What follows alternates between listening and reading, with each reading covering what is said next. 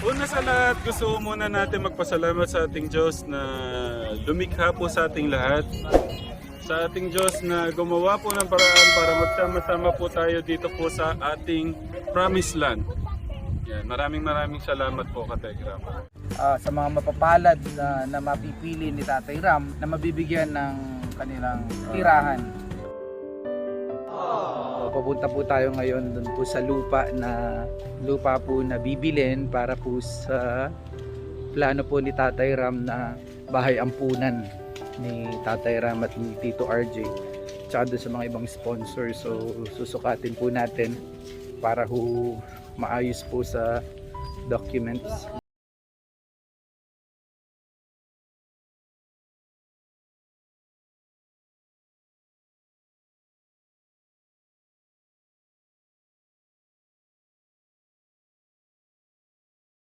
Kailangan titulado yung sukat para wala tayong problema.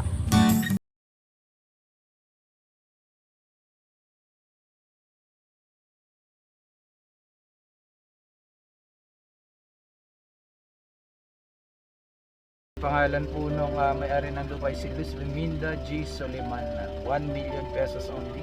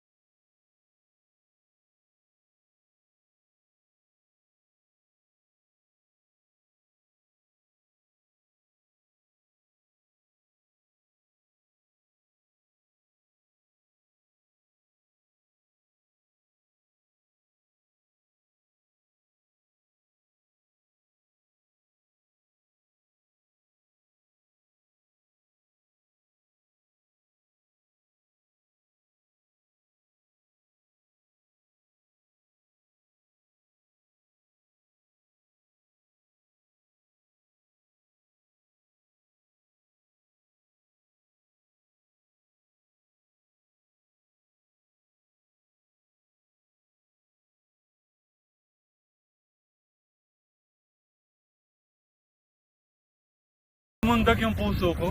Nasakti si Kuya Tim eh. Si Kuya Tim eh.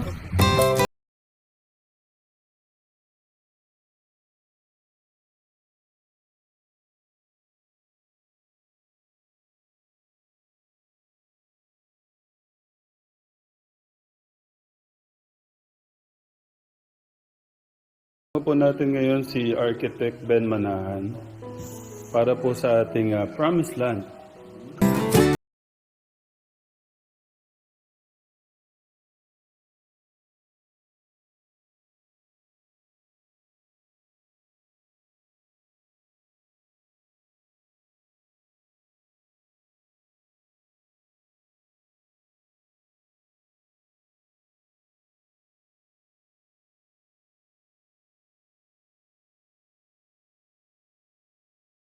Anak, bunga po ito ng mga project ni Tatay Ram. Yan yung mga pinagkukunan ng inspirasyon ni Tatay Ram. Kaya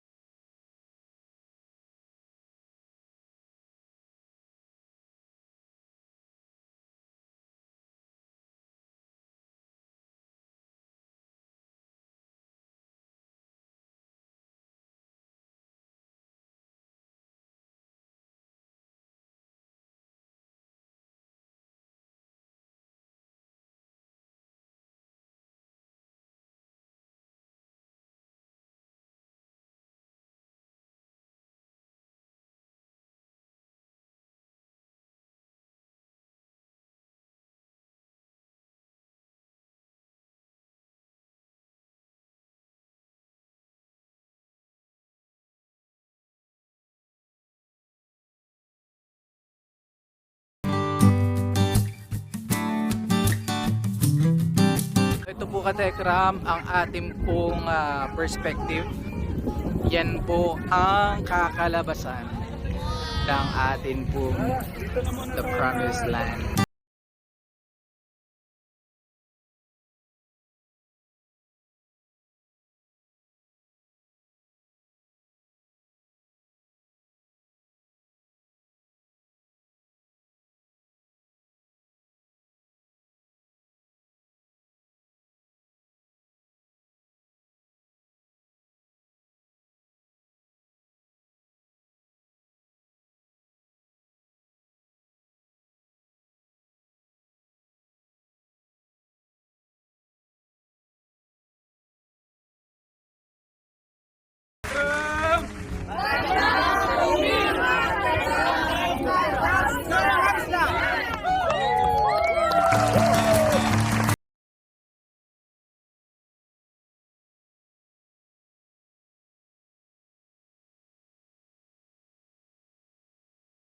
Support Marfy Vlog. Subscribe and click the notification bell para updated kayo.